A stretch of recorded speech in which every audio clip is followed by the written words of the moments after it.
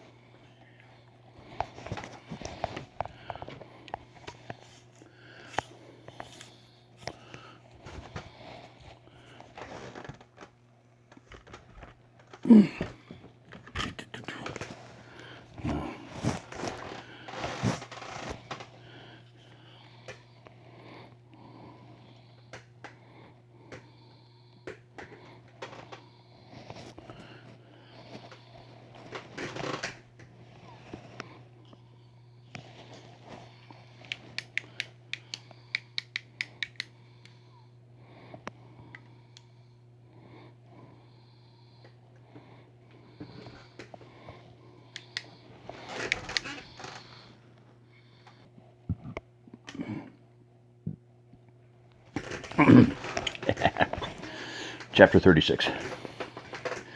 It was chilly that night in Mark's room. Not from the weather. It was still in the upper 60s and lower 70s at night this time of year. It was Jess. Mark had withstood these freezes many times before. The best thing to do was to be civil and act like nothing was wrong. Then after 2 or 3 days, the climate would start to warm up. Mark was off for the next 3 days, so he slept in. When he got up, Jess and the kids were already gone. It was Thursday, and he had to teach his 2 classes, but other than that, he could do what he wanted. He fixed himself a big breakfast and sat down to enjoy a peaceful meal. Afterwards, he headed over to Manny's to see if he'd like to go hunting.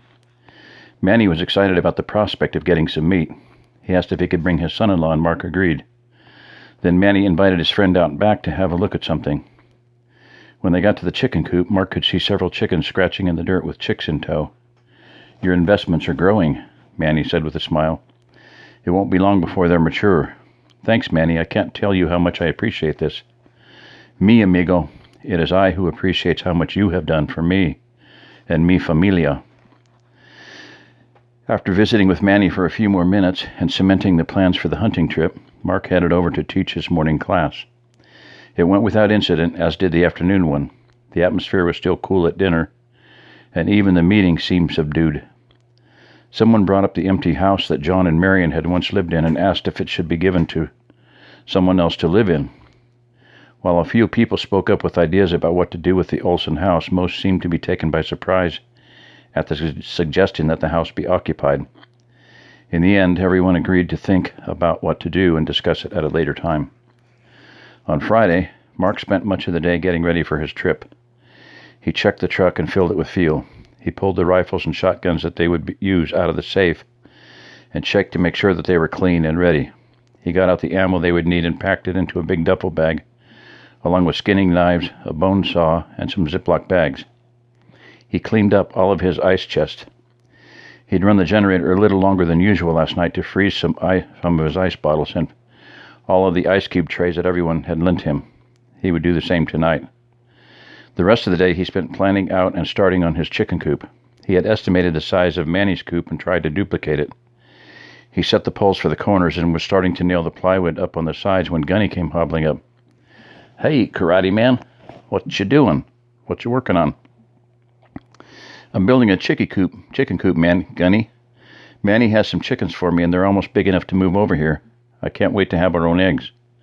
"Man, does that sound good. Where's your trench?"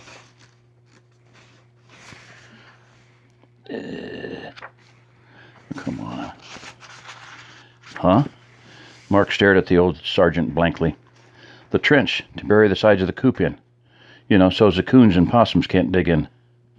"You're supposed to do that?" "If you don't, you'll have every varmint in the county stealing your eggs and killing your chickens. Didn't you ask George about this?"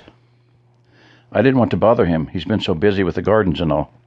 "Well, you could have looked it up in a book," Gunny chided. "I looked for one, but I don't have any that tell how to build a chicken coop." "Uh-huh. Where's them books I gave you when you fixed my truck?" Mark looked up at the sky and slapped his forehead.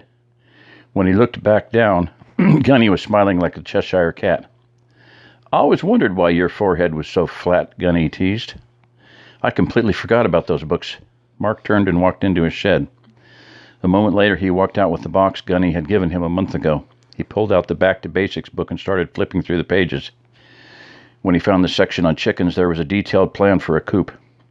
He studied it for a minute and then looked up to thank Gunny for reminding him about the books. The old man was nowhere in sight. Mark just shook his head and laughed to himself. The old geezer sure could move quickly and quietly when it suited him, he thought. He went back to the instructions and saw that he didn't have to change his plans much. He pulled out a spade and started digging a 12-inch trench around the perimeter. He was almost finished when Sam called him for dinner. Normally he would have finished what he was doing before he went in, but that would only give Jess a reason to stay mad at him longer. She hated it when he didn't come straight to dinner, when it was ready. He put up his tools, grabbed the box of books, and headed into the house. He set the box down on the counter. "What you got there, Mark?" Jim asked. "It's those books Gunny gave me when we fixed his truck. I'd forgotten about them until he reminded me. I found a plan to build a chicken coop." "Let me look at those," Lisa requested. She pulled one of the books out and started flipping through the pages. Then she pulled out another. "Look at this, Jess. They show how to do a lot of things the old-fashioned way. There's even a section on herbal medicines." "Really?" Jess exclaimed. She moved over to look at the books with Lisa, and the two of them were oohing and awing over all the information. Jess looked over at Mark. "These are wonderful. Gunny gave them to you?" Mark nodded his head. It was the first time she had actually spoken to him since the big fight. "Remind me to thank him," she said, smiling. Everyone sat down to dinner, and the conversation quickly turned to the big hunting trip. Everyone who was going was obviously excited, and even Jess and Lisa seemed a little eager at the prospect of getting some fresh meat. "What all are you going to hunt?" Lisa asked. "We'll hunt for deer, hogs, and turkey, first thing in the morning and late in the afternoon. During the middle of the day, we'll do a little dove hunting," Mark answered.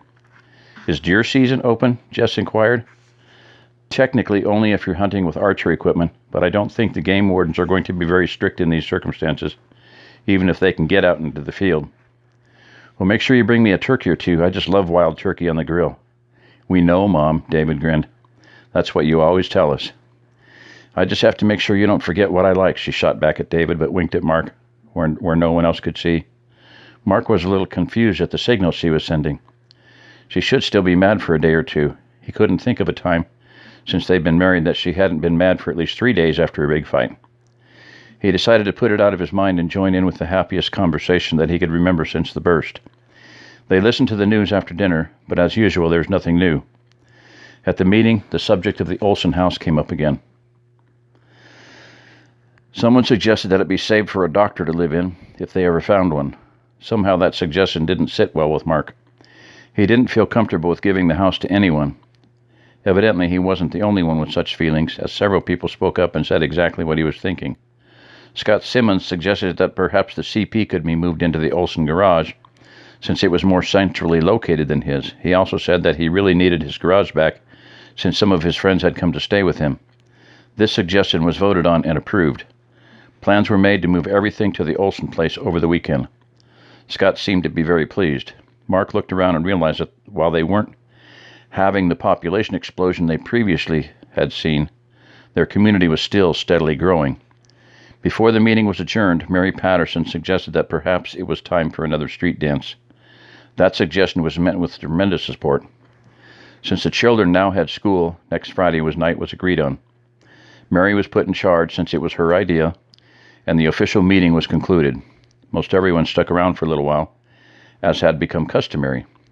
Mark still pumped water for those who needed it, and this was the time that the showers were taken.